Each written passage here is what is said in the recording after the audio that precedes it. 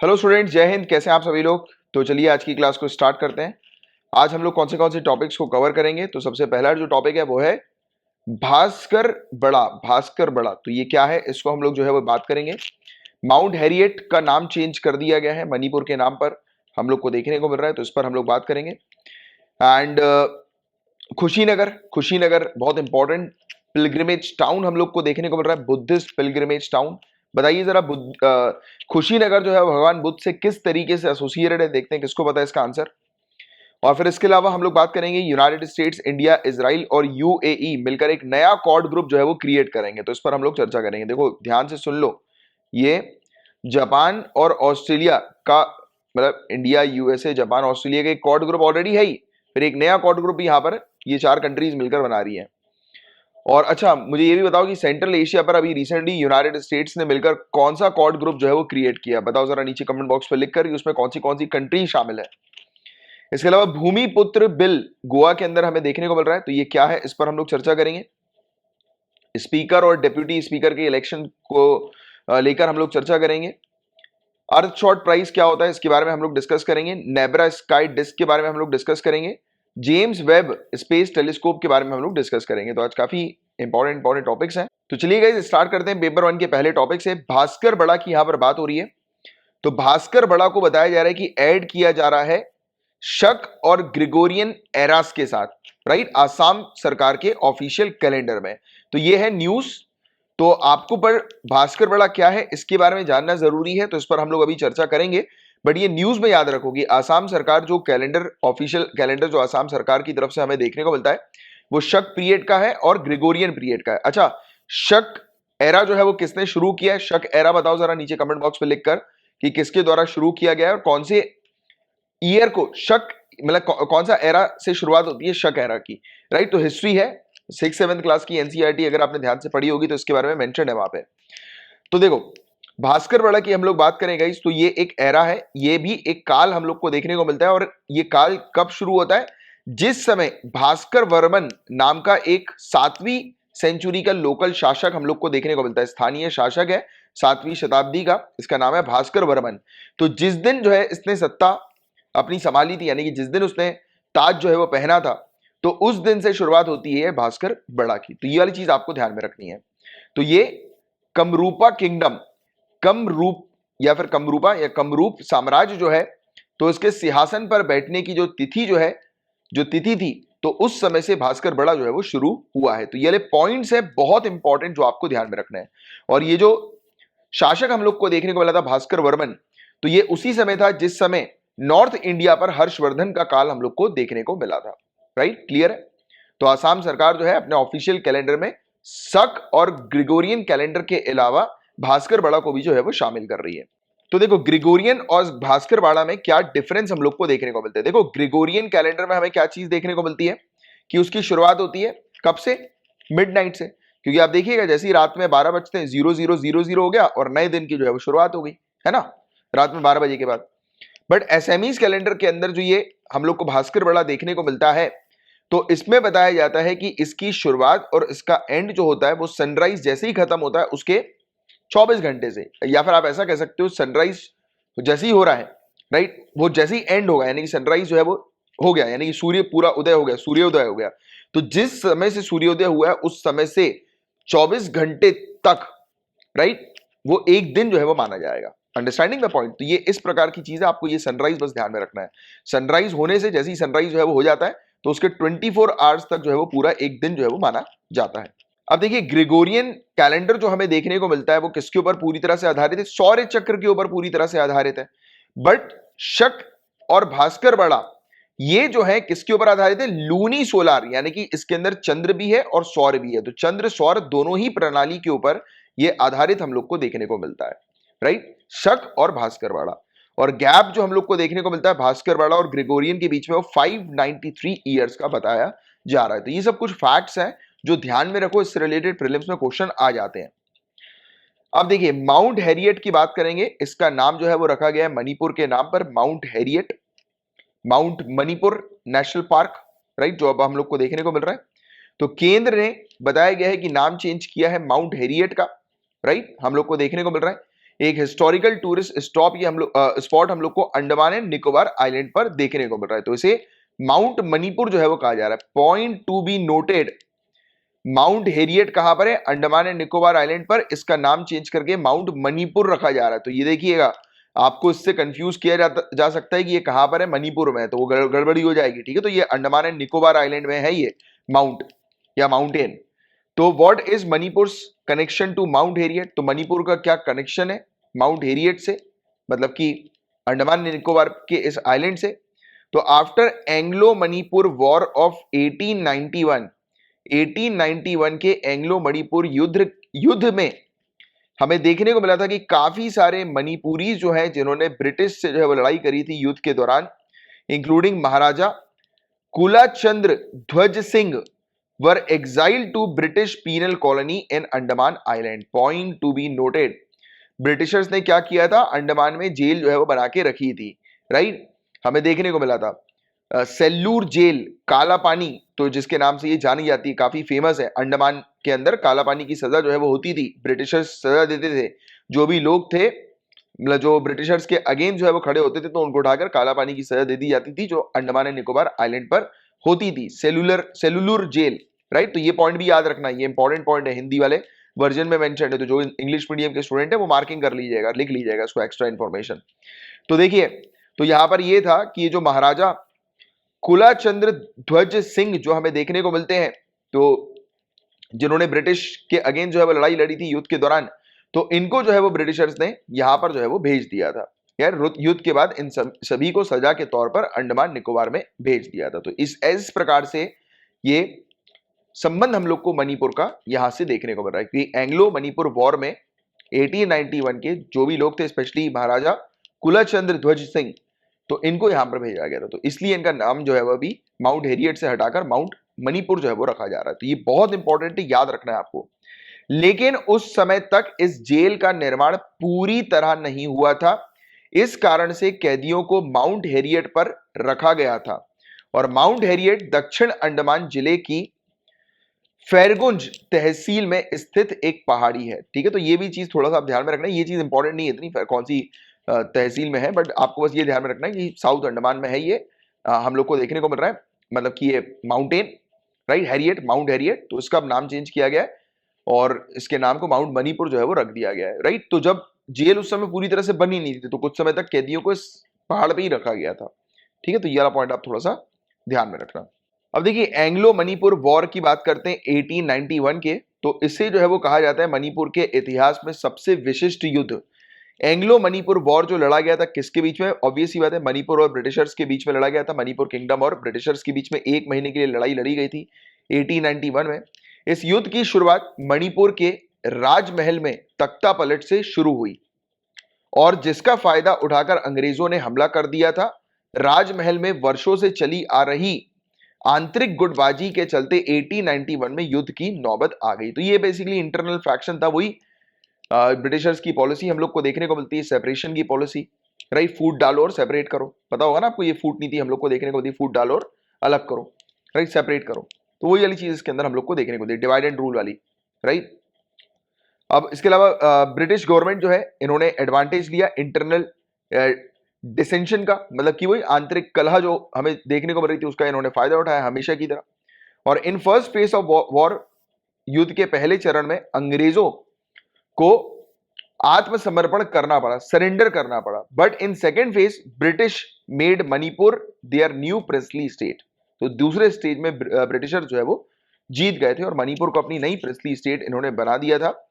और कंगला फोर्ट भी यहीं पर है इंफाल में, इसको इन्होंने तीनों साइड से घेरा और अटैक कर दिया, कंगला फोर्ट। तो देखो, क्वेश्चन कंगला फोर्ट से रिलेटेड भी आ सकता है कि ये कहां पर है, तो आपको मणिपुर थोड़ा सा ध्यान में रखना है। इस युद्ध के महत्व की बात करते हैं तो मैनी सेज, काफी लोग कहते हैं कि war was described as a blow to British prestige, British प्रतिष्ठा के लिए आघात के रूप में इस पर्टिकुलर युद्ध को वर्णित किया गया है, राइट? काफी सारे हिस्टोरियंस के द्वारा।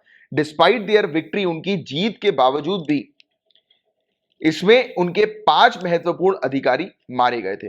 इंडिया के अंदर it was viewed as being part of general uprising against British rule in the country soon after revolt of 1857, right? सन 1857 के विद्रोह के तुरंत बाद ही ब्रिटिश शासन के खिलाफ होने वाले आम विद्रोह का एक हिस्सा माना गया है इस पर्टिकुलर एंग्लो मणिपुर युद्ध को।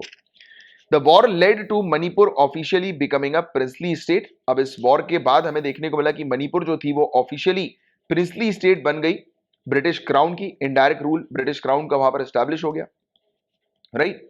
तो ये थी पूरी स्टोरी एंग्लो मणिपुर युद्ध की हमें देखने को मिली। और अब माउंट हैरियट की बात करते हैं गाइस, तो ये तीसरा हाईएस्ट पीक हम लोग को, चोटी हम लोग को देखने को मिल रही है, तीसरी सबसे ऊंची चोटी अंडमान एंड निकोबार आइलैंड की, और समर हेडक्वार्टर के तौर पर ये जानी जाती थी, चीफ कमिश्नर के समर हेडक्वार्टर के तौर पर ब्रिटिश राज के दौरान। It is believe to be named after British artist, एक ब्रिटिश आर्टिस्ट और फोटोग्राफर है हैरियट क्रिस्टीना टिटलर। तो इनके नाम पर माना जाता है कि इस माउंटेन का जो है वो नाम रखा गया। और ये जो थी वो रॉबर्ट क्रिस्टोफर टिटलर की बीवी थी, और जो कि रॉबर्ट क्रिस्टोफर जो टिटलर है, मतलब जो हुआ करता था वो एक सोल्जर हुआ करता था जिसने ब्रिटिश इंडियन आर्मी में जो है वो सर्व किया था, राइट। तो ये थे कुछ टॉपिक जिसके बारे में आपको एक आइडिया होना चाहिए। खुशीनगर माना जाता है कि यहां पर भगवान बुद्ध ने जो है वो मतलब आखिरी बार दर्शन दिए थे, मतलब आखिरी सांस जो है वो ली थी, यहां पर उनकी डेथ जो है वो हुई थी सिद्धार्थ की, गौतम बुद्ध की। तो बुद्धिस्ट पिलग्रिम टाउन ये हम लोग को देखने को मिलता है, बौद्ध की तीर्थ नगरी है खुशीनगर। तो इस पर ही हम लोग जो है वो बात करेंगे। महापरिनिर्वाण आपको शायद याद आ रहा होगा, आपने लिखा भी होगा नीचे कमेंट बॉक्स पर। अभी रिसेंटली ऑनरेबल प्राइम मिनिस्टर ने उद्घाटन किया है इस एयरपोर्ट का, that's why we are discussing this topic. Airport eastern UP में हम लोग को देखने को मिल रहा है, और ये तीसरा इंटरनेशनल एयरपोर्ट हम लोग को उत्तर प्रदेश के अंदर देखने को मिल रहा है। It will mainly service the Buddhist tourism circuit. तो ये बुद्धिज्म टूरिज्म सर्किट के लिए बहुत ही बढ़िया है, अपनी सेवाएं जो है वो प्रोवाइड कराएगा ये इंटरनेशनल एयरपोर्ट। श्रीलंका की एयरलाइन फ्लाइट जो है ये अभी रिसेंटली यानी कि पहली फ्लाइट जो है वो आई है, तो वो अपने साथ भिक्षुओं को यानी कि मॉन्क्स को जो है वो लेकर आई, और भी काफी सारे डिग्नेटरीज जो है यानी कि श्रीलंकन ब्यूरोक्रेट जो है वो इस फ्लाइट में जो है वो आए हैं।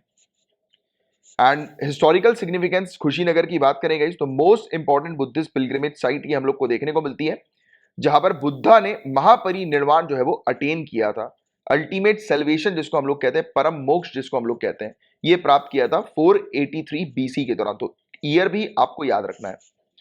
आज की डेट में खुशीनगर को आइडेंटिफाई किया जाता है खुशीनारा के तौर पर। ये कैपिटल हम लोग को एंशियंट मल्ला रिपब्लिक की देखने को मिलती है, राइट। एंशियंट मल्ला रिपब्लिक की या मल गणराज्य की राजधानी हम लोग को खुशीनारा देखने को मिलती है, इसके रूप में भी इसकी पहचान जो है वो की जाती है। And which was one of the 16 महाजनपद, तो 16 महाजनपद में से एक हम लोग को खुशीनारा देखने को मिल रहा था 6 से लेकर 4th सेंचुरी बीसी के पीरियड में। खुशीनारा भी याद रखना। Area went on to be the part of kingdom of Mauryas. तो यही वाला सेम एरिया जो है वो एक समय पर मौर्य के कंट्रोल में आया, शुंगस के कंट्रोल में आया, कुषाण के कंट्रोल में आया, गुप्त के कंट्रोल में आया, हर्षवर्धन के कंट्रोल में आया, पालस तक के कंट्रोल में ये एरिया जो है वो आया था। यानी कि इन सब जो किंगडम्स है उन्होंने यहां पर रूल किया था। पहला एक्सकेवेशन जो खुशीनगर का हम लोग को देखने को मिलता है, यानी कि जो खुदाई वगैरह होती है और मिलती है आर्कियोलॉजिस्ट को वेरियस चीजें, तो इसे किया था एलेक्सेंडर कनिंगम ने और ACL कैरिल ने, राइट। तो ये चीज आप थोड़ी सी ध्यान में रखिएगा, या कालरली जो है वो कहेंगे, या कार्लिल, इस प्रकार से जो है उसको प्रोनाउंस करेंगे। आप जैसे भी प्रोनाउंसिएशन आप अपने हिसाब से देख लीजिएगा, जो भी करेक्ट लगे आपको। तो ये एलेक्सेंडर कनिंगम तो जरूर ध्यान में रखिएगा। तो इन्होंने मिलकर इसकी जो है वो खुदाई वगैरह करी थी, पहली बार हम लोग को देखने को मिला था। पहला एक्सकेवेशन जो है वो कुशीनगर का हुआ था, और इन्होंने मेन स्तूप और 6 मीटर लंबा बड़ा स्टैचू रिक्लाइनिंग बुद्धा का इनको मिला 1876 में। तो क्वेश्चन आ सकता है, रिक्लाइनिंग बुद्धा का 6 मीटर लंबा स्टैचू, रिक्लाइनिंग बुद्धा समझ रहे हो, लेटे हुए बुद्धा, राइट। बुद्ध की लेटी हुई हम लोग को जो मूर्ति मिली है, प्रतिमा जो मिली है, स्टैचू जो मिला है, वो यहीं पर ही खुशीनगर में हम लोग को देखने को मिला है। और एलेक्सेंडर कनिंगम ने इसकी जो है वो खोज करी थी, और साथ ही साथ उनके ACL कार्लिल ये मौजूद थे, राइट। तो ये रिक्लाइनिंग बुद्धा तो जरूर अच्छे से याद रखना, बहुत इंपॉर्टेंट है। Kushinagar is among the very few places in India where the Buddha is depicted in reclining form. तो इंडिया में बहुत ही कम जगह हमें देखने को मिलती है जहां पर भगवान बुद्ध की जो मूर्ति है वो लेटी हुई हम लोग को देखने को मिलती है। और सिग्निफिकेंस जो है वो इस पर्टिकुलर कदम का क्या हमें देखने को मिलता है, मतलब जो अभी इंटरनेशनल एयरपोर्ट जो बनाया गया, तो while Buddhism originated in India, आप जानते हैं बुद्धिज्म इंडिया में ही इसकी उत्पत्ति जो है हुई है बुद्धिज्म की। 7 of 8 main Buddhist pilgrimage site, 8 में से 7 मेन जो साइट है बुद्धिस्ट पिलग्रिमेज साइट, ये इंडिया में ही है। और our country gets not even 1% of Buddhist pilgrims in the world. इतना इंपॉर्टेंट प्लेस होने के बावजूद, बुद्ध धर्म से जुड़े इंपॉर्टेंट प्लेस होने के बावजूद, हमारी कंट्री के अंदर 1% भी बुद्धिस्ट पिलग्रिम्स जो है वो नहीं आ रहे हैं पूरे दुनिया भर के। क्यों? Connectivity. The main problem is connectivity. अब लोग जब प्लान करते हैं आने की, तो they find it very difficult कि अरे यार हमें तो पहले इंटरनेशनल एयरपोर्ट में दूर कहीं उतरना पड़ेगा, फिर वहां से गाड़ी करके जाना पड़ेगा, दूसरे मोड ऑफ ट्रांसपोर्टेशन जो है वो लेने पड़ेंगे, तो it becomes very difficult for people. But once you will establish the airport, जैसे ही आप एक बार एयरपोर्ट एस्टैब्लिश करते हैं या कोई भी कनेक्टिविटी जो है वो एस्टैब्लिश करते हैं, तो वो टूरिस्ट के लिए आसान होता है। उनको सिर्फ वहां पे उतरना है और जाकर जो है विजिट करना है, वापस आ जाना है, राइट? उनके लिए ईजी होता है, राइट? तो ये चीज जो है वो काफी फायदेमंद जो है वो होने वाली है। इससे टूरिज्म जो है वो काफी इंक्रीज होगा। There is an awareness in government के बीच में अवेयरनेस हुई दैट की absence of tourist infrastructure is a major reason, right, why India loses out to south east Asian nation such as Indonesia and Thailand.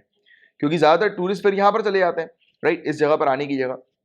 तो government of India ने को लगा कि यार ये तो दिक्कत है, कनेक्टिविटी एक बड़ी दिक्कत है, तो अभी कनेक्टिविटी जो है वो की गई है, शुरू की गई है। और दूसरा पॉइंट जो है वो हम लोग को अब क्या करना है, एडवर्टीजमेंट करना है, राइट? अवेयरनेस क्रिएट करना, बताना है लोगों को कि हाँ अब ये एयरपोर्ट आ गया है और यहाँ पर भगवान बुद्ध की ये प्लेसेस हैं, तो इसके बारे में भी जो है वो जानकारी देना जरूरी है। वैसे तो लोगों को रहती है जानकारी, हिस्टोरिकल फैक्ट्स हैं ये सब, तो लोगों को रहती है, सभी को जानकारी रहती है। But once you will promote any site, अगर आप जब किसी चीज को प्रमोट करेंगे, तब उस पर और अट्रैक्शन जो है वो टूरिस्ट का मिलेगा।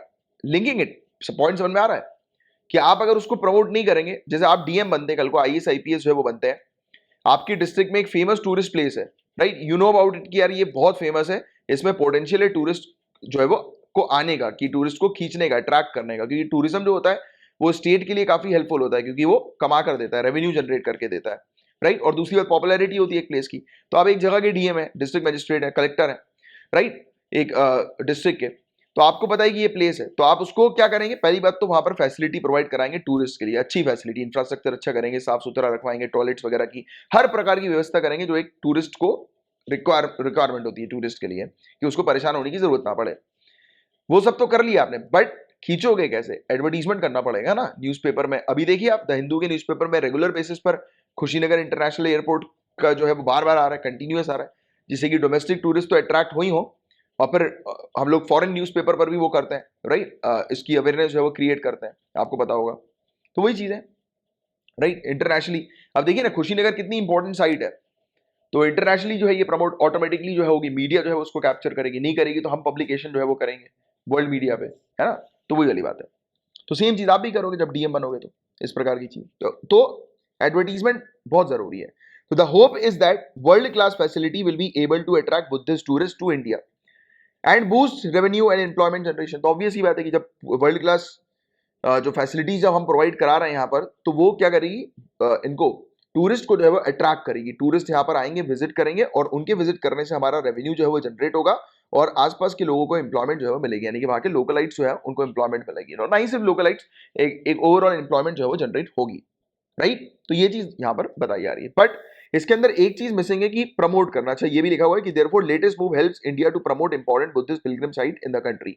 तो इसके थ्रू हम लोग और भी तरीके से जो प्रमोट कर सकेंगे, कनेक्टिविटी के बारे में बता सकेंगे कि अगर किसी टूरिस्ट को आना है तो आप इस प्रकार से जो है वो आ सकते हैं। हमारा एक बुद्धिस्ट सर्किट भी है। 2016 में मिनिस्ट्री ऑफ टूरिज्म जो है, इन्होंने एक बुद्धिस्ट सर्किट अनाउंस किया था।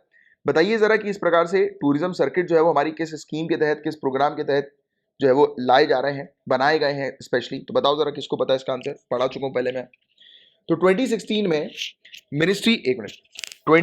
में मिनिस्ट्री ऑफ टूरिज्म ने अनाउंस किया था बुद्धिस्ट सर्किट, कि ये कंट्री का पहला ट्रांसनेशनल टूरिज्म सर्किट है, जिसके अंदर नेपाल, श्रीलंका और इंडिया की साइट्स इन्वॉल्व है। मतलब कि अगर एक टूरिस्ट अगर आएंगे इस सर्किट के थ्रू, टूरिस्ट पैकेज जो है वो बुक करेंगे, तो उनको श्रीलंका भी ले जाया जाएगा, नेपाल भी ले जाया जाएगा, और इंडिया की वेरियस साइट्स जो है बुद्धिस्ट या भगवान बुद्ध से रिलेटेड, तो वहां पर उनको जो है वो विजिट करवाया जाएगा। अब देखो टूरिज्म पैकेज भी होते हैं, और बुद्धिस्ट सर्किट के अंदर क्या हुआ है कि कोई व्यक्ति मिनिस्ट्री ऑफ टूरिज्म की वेबसाइट पर जाकर भी इस सर्किट की इंफॉर्मेशन जो है वो ले सकता है कि अगर उसको खुद से ही ट्रैवल करना है तो वो खुद से ट्रैवल कर ले, राइट। कोई जरूरत नहीं पैकेज वगैरह लेने की। तो दोनों प्रकार की फैसिलिटी। और बाकी जो ट्रैवल एंड टूरिज्म की जो एजेंसीज होती है, कंपनीज होती है, तो वो इन्हीं बुद्धिस्ट सर्किट का जो है वो साइट से मतलब डिटेल जो है वो निकाल के एक पैकेज जो है वो क्रिएट कर देती है टूरिस्ट के लिए, जो उनके लिए आसान हो जाता है, राइट। तो ये चीज हम लोग को देखने को मिली। तो ये जरूर याद रखना, नेपाल, श्रीलंका एंड इंडिया।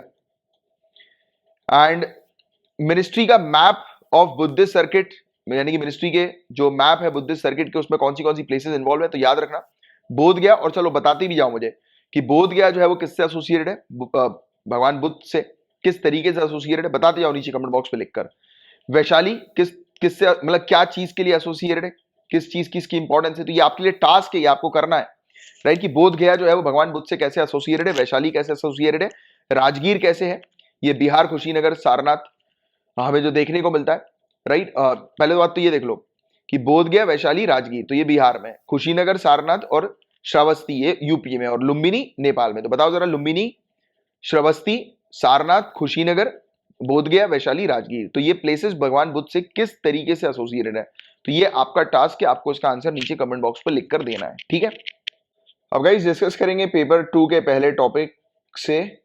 देखिए, यूएसए, इंडिया, इजराइल और यूएई ये लोग मिलकर एक नई क्वाड डील जो है वो कर रहे हैं, यानी कि नया एक फोरम जो है वो क्रिएट हो रहा है, क्वाड का नया क्वाड हम लोग को देखने को मिल रहा है, क्वाड्रिलैटरल ग्रुप, ये 4 कंट्रीज के बीच में, यूएसए, इंडिया, इजराइल और यूएई। तो पहली वर्चुअल समिट जो है वो फॉरेन मिनिस्टर की ये कंडक्ट हुई है recently. At the end of the meeting के एंड में चारों नेशन ने एग्री किया है कि ये नया इंटरनेशनल इकोनॉमिक फोरम जो है वो क्रिएट करेंगे, जिसमें ये मिलकर यूटिलाइज करेंगे एक unique array of capabilities, knowledge and experience that each other offers. तो एक दूसरे के साथ अपनी कैपेबिलिटीज को, अपनी नॉलेज को, अपने एक्सपीरियंसेस को जो है वो एक सिंगल प्लेटफॉर्म पर शेयर करेंगे। ये ग्रुप की बात करेंगे इस तो ऑलरेडी नया कैड या फिर मिडिल ईस्टर्न कॉर्ड हम लोग को देखने को मिल रहा है, जो कि क्वाड्रिलेटरल सिक्योरिटी डायलॉग के ऊपर आधारित जो है ये बताया जा रहा है। तो कॉर्ड ग्रुप के बारे में ऑलरेडी आप जानते ही हैं।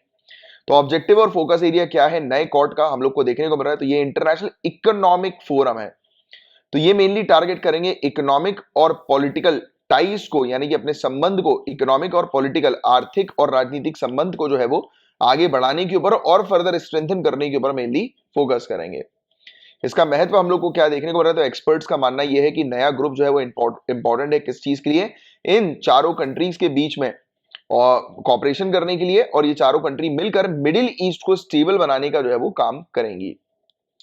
इसके अलावा कंपैरिजन अगर हम लोग करें क्वाड्रिलेटरल सिक्योरिटी डायलॉग के साथ, तो क्वाड्रिलेटरल सिक्योरिटी डायलॉग जिसे क्वाड जो है वो कहा जाता है, स्ट्रेटेजिक डायलॉग हम लोग को ये 4 कंट्री के बीच में, यूनाइटेड स्टेट्स, इंडिया, जापान और ऑस्ट्रेलिया के बीच में देखने को मिलती है। डायलॉग की शुरुआत 2007 से होती है, राइट। और ये मेनली वो आप जानते हैं कि साउथ चाइना सी पर जो चाइनीज एग्रेशन जो हमें देखने को मिल रहा था, तो उसी समय ये फोकस किया गया कि यार 4 कंट्रीज को जो है वो मिलकर आना पड़ेगा इंडो पैसिफिक क्षेत्र पर सिक्योरिटी को एनहेंस करने के पर्पस के लिए। हालांकि मैं आपको फिर से याद दिला दूं, पहले भी ये टॉपिक हम लोग कवर कर चुके हैं कॉर्ड का, तो मैंने आपको बोला ही है कि कॉर्ड जो बनी है वो ऑफिशियली ये नहीं कहती कि वो चाइना को काउंटर करने के लिए बनी है। उसका मेन सिर्फ एक हिंट है, वो बोलती है कि पैसिफिक और इंडियन ओशन पर शांति बरकरार रहे, फ्री फ्लो जो होना चाहिए वो ट्रेड होना चाहिए, ट्रेड का बैरियर किसी भी प्रकार से नहीं होना चाहिए, राइट। और शांति जो है वो बरकरार होनी चाहिए, बट मेन ऑब्जेक्टिव इसका यही है, चाइना को काउंटर करना।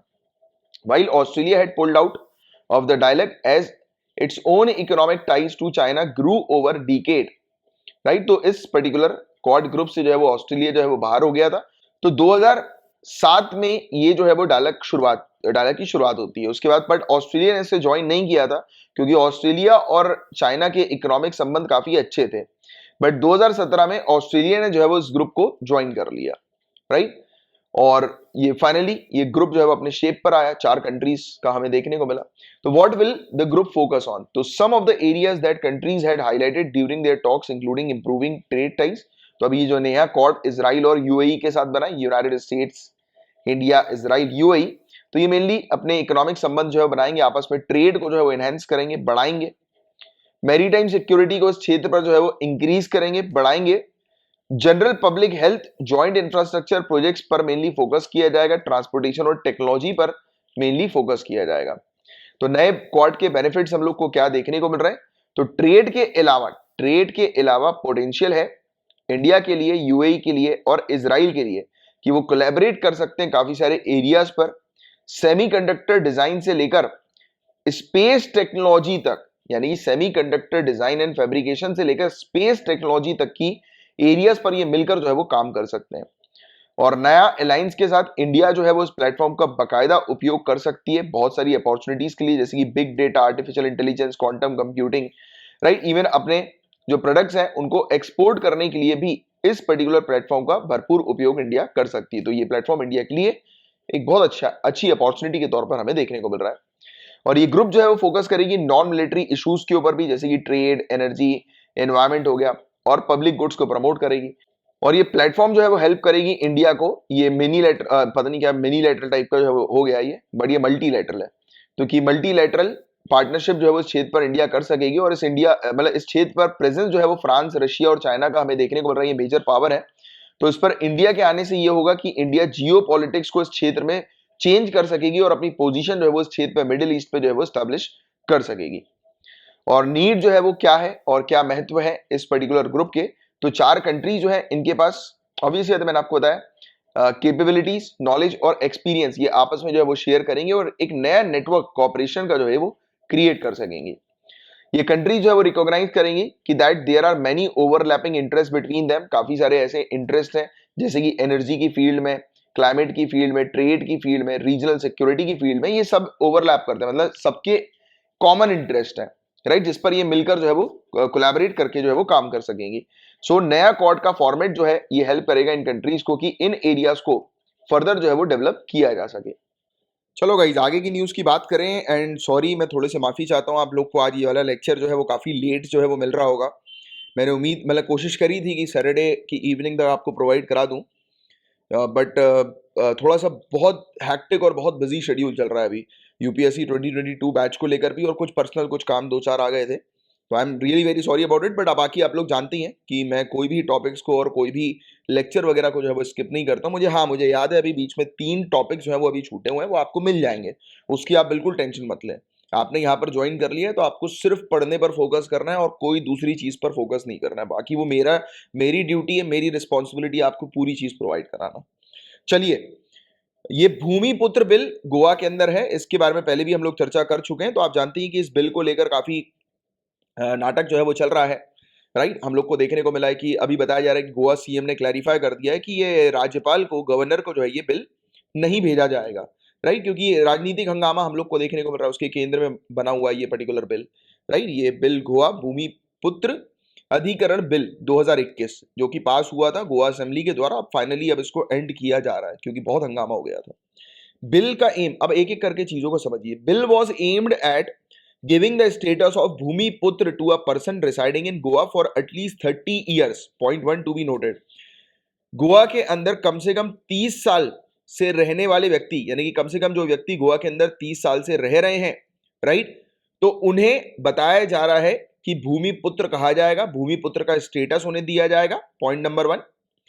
सेकेंड, उनको जो है वो एक 250 स्क्वायर मीटर की जमीन पर उनके क्लेम को जो है वो अप्रूव किया जाएगा। मतलब कि अगर 250 स्क्वायर मीटर की उन्होंने किसी जमीन पर वो रह रहे हैं, कंस्ट्रक्शन बाय चांस इलीगल ही क्यों ना किया हो, राइट, तो भी उनको जो है वो उनके नाम पर ये जमीन कर दी जाएगी। तो ये देखिए इस प्रकार की चीज, और इसी प्रकार की चीज को लेकर ये बड़ा विवाद बना हुआ है। However activist said that it had hurt the sentiments of the states tribal population. तो जो गोवा की जो ट्राइबल पॉपुलेशन है उनके सेंटीमेंट्स को हर्ट किया है, क्योंकि आउटसाइडर यहाँ पर आकर परमानेंट जो है वो बन चुके हैं, राइट। तो ये चीज जो है वो यहाँ पर बताई जा रही है, तो इसको लेकर ये विवाद है। तो पूरे बिल की हाईलाइट की बात करेंगे तो इसने रिकॉग्नाइज किया, जैसे मैंने आपको बताया कि anyone living in the state for 30 years, कोई भी व्यक्ति 30 साल या उससे ज्यादा साल तक गोवा में रह रहा है तो उसे पहली बात तो भूमिपुत्र कहा जाएगा, सन ऑफ सॉइल जो है वो कहा जाएगा, और उस व्यक्ति को अधिकार दिए जाएंगे कि वो छोटे सा यानी कि छोटी सी जगह जो है वहां पर स्टैब्लिश कर सकते हैं, राइट, और उनको जो है वो ओनरशिप जो है वो दे दी जाएगी और मालिकाना हक जो है वो दिया जाएगा। तो ये चीज यहां पर बताई जा रही है। वंस रिकॉग्नाइज्ड एज भूमिपुत्र, एक बार सामने वाला व्यक्ति अगर भूमिपुत्र रिकॉग्नाइज हो गया तो an individual can stake claim to ownership of their house of not more than 250 square metre build before 1 April 2019। तो जिस भी व्यक्ति ने 1 अप्रैल 2019 से पहले कोई कंस्ट्रक्शन करवाया होगा तो उस कंस्ट्रक्शन का 250 स्क्वायर मीटर, मैं इलीगल की बात कर रहा हूं क्योंकि यही विवाद बन रहा है, तो 250 स्क्वायर मीटर जो है या उस वाला जो एरिया हम लोग को देखने को मिल रहा है, उतने तक का एरिया वो उसके कंट्रोल में जो है वो चला जाएगा, मतलब लीगल ओनरशिप जो है वो उसके पास मिल जाएगी उसको। And bill provides for the constitution of Bhumiputra Adhikarini, तो भूमिपुत्र अधिकरणी एक कमिटी बताई जा रही है, इसको बनाया जाएगा, जिसके अंदर डेप्यूटी कलेक्टर हम लोग को एज अ चेयरमैन के तौर पर देखने को मिलेंगे, एंड ऑफिशियल हम लोग को अलग अलग डिपार्टमेंट्स के देखने को मिलेंगे, town and country planning, forest and environment, mamlatdar हम लोग को तालुकास के जो देखने को मिलेंगे और उनके जो मेंबर्स हैं, तो ये सब अलग अलग डिपार्टमेंट है, नहीं कि अलग अलग ऑफिशियल्स हम लोग को देखने को मिलेंगे जो कि इस कमेटी के अंदर जो है वो लाए जा रहा है, कमेटी जो बनाई जाएगी उसमें सदस्य हम लोग को देखने को मिलेंगे जो कि इस पूरे भूमिपुत्र को लेकर जो ये बिल हम लोग को देखने को मिल रहा है उसको इंप्लीमेंट करेंगे। और भूमिपुत्र में अप्लाई टू द कमिटी, और इसी कमिटी के पास भूमिपुत्र जो है वो अप्लाई करेंगे if his house has been build before cut off date, तो 1 अप्रैल 2019 से पहले अगर उन्होंने अपना घर बनाया होगा तो वो भूमिपुत्र जो है वो जाकर इस कमिटी को जो है वो बताएंगे। And the committee will invite objections with in 30 days, committee एक नोटिस जारी कर देगी, बोलेगी अगर कोई किसी को कोई इस घर को बनने से विवाद है तो आइए सामने आइए, right. And including from the land owner, जिसकी जमीन, अब देखिए जिसकी जमीन है उसको भी अगर विवाद है तो आप आइए, यानी कि जिसने लीगली पैसा देके ये जमीन खरीदी है। देखिए एक व्यक्ति एक्स है जिसने लीगली पैसा देके ये जमीन खरीदी है, बट काफी समय से एक व्यक्ति यहाँ पर अपना कंस्ट्रक्शन इलीगल तौर से मान लो, या ऐसे बोलते हैं ना कि रेंट के तौर से मान लो, तो वो उसने अगर अपना कंस्ट्रक्शन यहाँ पर बना के रखा है तो देखिए उसके पास जो है वो जमीन चली जाएगी। बट हाँ, ये अगर ये जमीन का मालिक अगर वो करते हैं, ऑब्जेक्शन जो है वो उठाते हैं, तब तो फिर ठीक है, अगर नहीं उठाते क्या पता, कई बार कई केसेस हम देखते हैं, बड़े बड़े लोग हैं प्रॉपर्टी वाले, इन लोग क्या करते हैं अपनी जमीन जो है वो छोड़ देते हैं और चले जाते हैं कहीं और, विदेश वगैरह में हमें देखने को मिलते हैं। फिर काफी सालों बाद, क्योंकि 30 डेज का नोटिस है, इस ड्यूरेशन में अगर वो नहीं आए अपना क्लेम करने तो हो गया, उनकी जमीन हाथ से निकल गई, है ना, तो वही वाली बात है। तो बहुत सारी चीजें यहाँ पर देखी गई। And then take a decision of granting ownership to the Bhumiputra, उसके बाद ये कमेटी डिसीजन लेगी भूमिपुत्र को ये जमीन जो है वो ग्रांट करने की। And appeal against the Bhumiputra Adhikarini decision can be filed before the administrative tribunal within 30 days, और जैसे ही डिसीजन लिया जाएगा तो 30 डेज के अंदर अंदर ही आप जो है वो फाइल कर सकते हैं। मतलब कि जो व्यक्ति 2 महीने से लापता है, यानी उसकी जमीन के बारे में उसको कोई आइडिया नहीं, होते हैं यार बहुत करोड़पति होते हैं, अरबपति, उनकी जमीन होती है उनको आइडिया नहीं रहता, वो तो बोलते हैं कि चलो यार चलने दो, फिर कुछ सालों के बाद जब उन्हें लगता है कि हाँ यार एक बार राउंड लगा के आ जाए इंडिया, तब पता लगे वापस आए देखेंगे कि यार ये तो जमीन तो उनके नाम पे हो गई, फिर बेचारे परेशान होंगे। और फिर देखो बड़े करोड़पति लोगों को कोई फर्क पड़ता नहीं है छोटी मोटी चीज का, बट फिर भी ऑब्वियस ही बात है, अपना हक तो अपना ही है ना यार, अपनी चीज तो अपनी है, चाहे करोड़पति हो या ना हो, है ना, अपनी चीज तो अपनी है कि नहीं? बताओ, आप खुद बताओ कि आप जो है वो अरबों करोड़ों रुपए कमा लोगे, बट आपकी जमीन पर अगर कोई कब्जा कर लेगा तो आप छोड़ोगे क्या? बिल्कुल नहीं छोड़ोगे। काफी सारे लोग छोड़ विवाद में पड़ना नहीं चाहते, और स्पेशली रेपुटेशन वगैरह के कारण बोलते हैं कि भाड़ में जान दो, लो हटाओ। और फिर इससे क्या होता है, इससे लोगों का फिर इंडिया के ऊपर ट्रस्ट जो है वो टूटने लगता है कि अरे यार, और इंडिया के जो एडमिनिस्ट्रेशन है, राइट, उन सब से ट्रस्ट जो है वो फिर टूटने लगता है। तो ये वाली चीज है, फिर इसलिए फिर वो फिर इन्वेस्टमेंट वगैरह नहीं करते, बाहर ही जाकर बस जाते हैं। तो ऐसी चीज, तो ये चीज भी नहीं करनी है आपको, दूसरा एंगल भी इसका समझना है, जो चीज आप यहाँ पे आर्टिकल में नहीं मेंशन्ड है, तो आपको इसका दूसरा एंगल भी ये समझना जरूरी है कि इससे जो है वो ऑब्वियस ही बात है कि हमारे ट्रस्ट जो है वो टूटेगा लोगों का एडमिनिस्ट्रेटिव सिस्टम से, कि यार उनकी खुद की कमाई हुई जमीन जो है अगर आप किसी को इस तरीके से दे दोगे, आप एक इस प्रकार से बिल लाके, तो ये तो गलत है ना, तो इसलिए तो ये बिल हटाया गया है ना। तो कैन कोर्ट इंटरवीन, देखो क्लियरली लिखा है इसके अंदर कि कोर्ट किसी भी प्रकार से इंटरवीन नहीं कर सकती है, राइट। तो ये चीज, जैसे ये एडमिनिस्ट्रेटिव ट्राइब्यूनल जो हम लोग को देखने को मिल रहा है भूमिपुत्र अधिकरणी का, इस कानून के तहत, तो ये इसका जो डिसीजन होगा वो फाइनल होगा, राइट। तो ये चीज है, नीड फॉर दीज मेजर, इस प्रकार के उपायों की क्या आवश्यकता थी। तो in last so many years there have been cases of homes build by a person और his parents but the land is not in his name. एक जमीन है, राइट, जमीन पर बिल्डअप जो है वो किया है एक व्यक्ति ने, जैसे जमीन जो है वो पेरेंट की है, उसके बच्चे ने जो है वो बिल्डअप कर लिया, राइट, अब उस बच्चे के नाम पर ये जमीन, मतलब ये घर नहीं है, तो ये इश्यूज है वो चल रहे थे इस प्रकार के, राइट। तो ये सब चीजें हमें देखने को मिल रही थी, और कई बार ओनरशिप को लेकर फिर इस प्रकार से लड़ाइयां वगैरह होती थी, right. Therefore the objective of the bill is to give ownership right to the self occupied dweller, मतलब क्लियरली कि जिसने उस जमीन पर कब्जा कर लिया, भैया हम तो उसे दे देंगे, अधिकार जो है वो दे देंगे उस पर्टिकुलर प्लेस का। तो ये तो गलत बात है ना यार, अब कोई व्यक्ति आपकी खाली जमीन पर कंस्ट्रक्शन कर ले, राइट, मस्त ऐश जो है वो रहे, और फिर ये कंस्ट्रक्शन उसने कर लिया, तो मतलब ये पूरी एरिया जो होगा वो उसके नाम पे हो जाएगा। And what about the person जिसने ये जमीन जो है वो खरीदी, वो तो गया ना, वो तो उसका तो लॉस हो गया क्लियरली। तो यही सब प्रॉब्लम्स थी इसके अंदर, राइट। और यही चिंता वाली बात थी। Biggest concern is that the bill में give rise to regularisation of illegal structure. वही चीज मैंने आपको बोला कि इस प्रकार से फिर अब लोग अपना इलीगल स्ट्रक्चर जो है वो खड़ा करना शुरू कर देंगे। This might also open the flood gates for migrant population that has been staying in densely populated areas in Goa and has no legality. अब इससे क्या होगा कि जो गोवा का जो पॉर्श एरिया है, जहां पर लोगों ने अपने इलीगल जगह पर अपने अरे छोटी सी गुमटी खोल ली है, तो उस पर भी उनको जो है वो अपना पूरा मालिकाना हक मिल जाएगा। मतलब इलीगल तरीके से उन्होंने खोल के रखी अपनी गुमटी। होता है ऐसे काफी सारे प्लेसेस, होता है आपके घर के आसपास ही आपको मिल जाएंगे काफी सारे प्लेसेस, राइट। आप उससे रिलेट कर लोगे। तो ये चीज है। तो ये था ओवरऑल पूरा टॉपिक। होपफुली आपको बहुत अच्छे से ये चीज जो है वो समझ में आई होगी, पूरी अंडरस्टैंडिंग क्रिएट हुई होगी। अब देखिए बात करेंगे स्पीकर और डिप्यूटी स्पीकर के इलेक्शन की। तो अभी उत्तर प्रदेश के अंदर एक डिप्यूटी स्पीकर को जो है वो चुना गया है। तो इस पर एक टॉपिक जो है वो हमें न्यूज में देखने को मिला।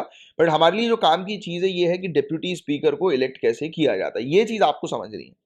तो आर्टिकल 93 याद रखिएगा लोकसभा के लिए, और आर्टिकल 178 स्टेट असेंबली के लिए, राइट। मतलब स्टेट लेजिस्लेटिव असेंबली जो हमें देखने को मिलती है, राज्य विधानसभा जो हमें देखने को मिलती है, उनके लिए अनुच्छेद 178 और अनुच्छेद 93 लोकसभा के लिए। लोकसभा में भी हम लोग को देखने को मिलता है ना डेप्यूटी स्पीकर होते हैं, विधानसभा में भी हम लोग को डेप्यूटी स्पीकर जो है वो देखने को मिलते हैं, अध्यक्ष और उपाध्यक्ष।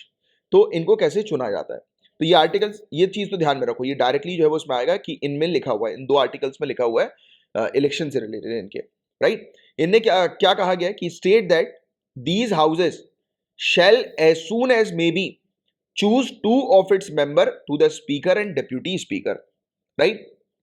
as soon as may be, ये इस वर्ड पर गौर फरमाइएगा कि जैसे ही जनरल इलेक्शन होता है, हाउस बनता है, राइट, हाउस क्रिएट होता है, मतलब एक नई हमें हाउस तो मतलब रहता ही, मतलब एक नई पार्टी जो है वो पावर पे आती है, तो उस समय जितनी जल्दी हो सके उतनी जल्दी उन्हें स्पीकर और डेप्यूटी स्पीकर की पोस्ट पर मेंबर को अपॉइंट करना रहता है। अच्छा, एक बहुत ही मतलब एक इंपॉर्टेंट क्वेश्चन मैं आप लोगों से पूछना चाहूंगा।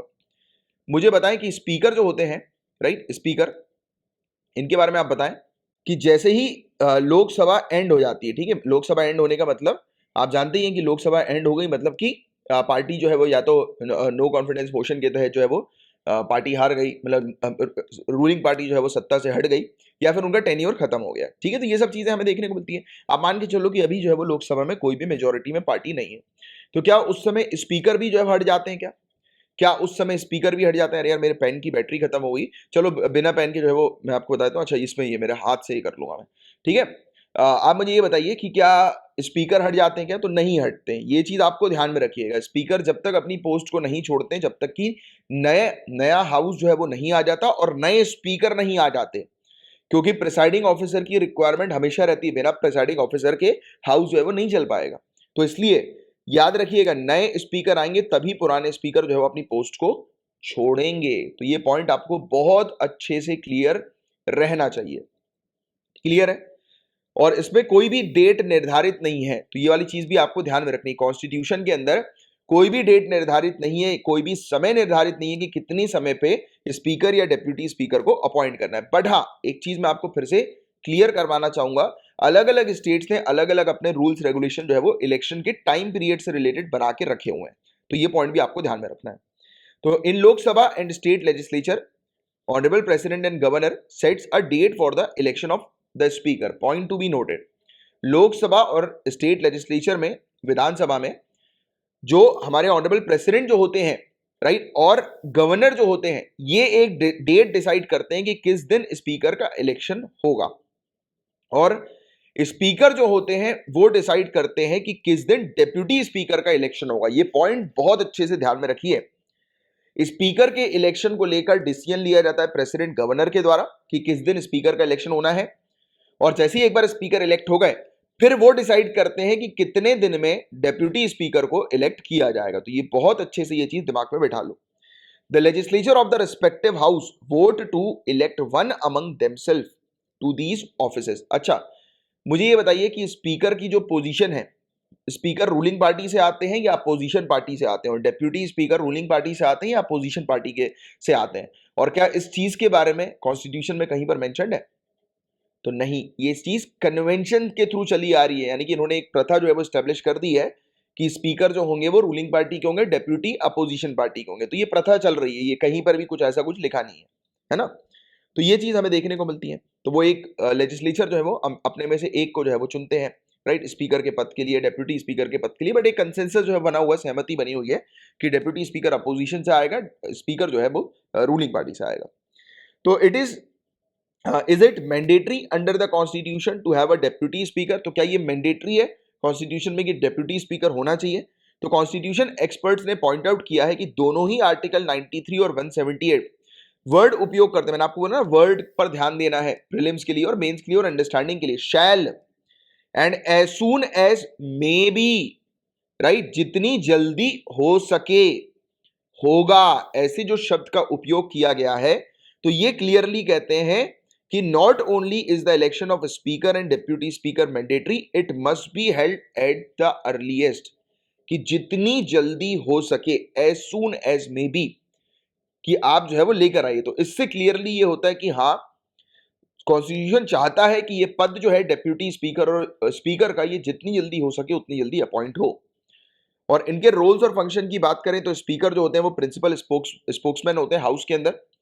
हाउस के बारे में कुछ भी कहना होता है तो वो स्पीकर ही जो है वो कहते हैं, राइट। तो ये वाली चीज भी आप ध्यान में रखिएगा। और दूसरी बात, वर्ल्ड पार्लियामेंट की अगर बात करें, जैसे कि बहुत सारे फोरम्स हम लोग को देखने को मिलते हैं जहां पर दुनिया की पार्लियामेंट जो है वो आकर स्टैब्लिश होती है, मतलब पार्लियामेंट के का जब जिक्र होता है तो उस समय हमारी तरफ से, इंडिया की तरफ से हमारे स्पीकर जो है वो रिप्रेजेंट करते हैं इंडियन पार्लियामेंट को, ठीक है। तो ये पॉइंट भी आपको ध्यान में रखना है। Speaker presides over the house proceeding. तो आपने टीवी वगैरह पे देखा होगा कि madam speaker, madam speaker, madam ऐसा बोलते हैं ना, बार बार आपने देखा होगा, नोटिस किया होगा काफी सारे लोगों ने, राइट। तो कोई भी अगर किसी भी पर्टिकुलर, जैसे कि लेजिस्लेचर को अगर कुछ बोलना है, राइट, तो हाउस के अंदर, तो वो डायरेक्ट नहीं बोलते अपोजिशन पार्टी को, वो स्पीकर की तरफ देखकर बोलते हैं।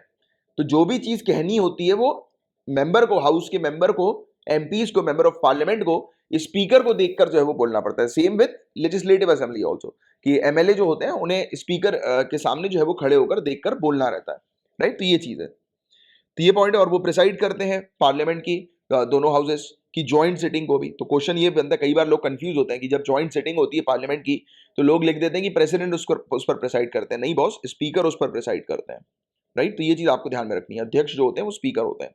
It is the speaker decision that determine whether a bill is money bill और नॉट। तो बिल मनी बिल होगा या नहीं होगा वो फाइनल और अल्टीमेटली डिसाइड कौन करेगा? स्पीकर करेंगे, राइट। तो ये चीज आप ध्यान में रखिएगा।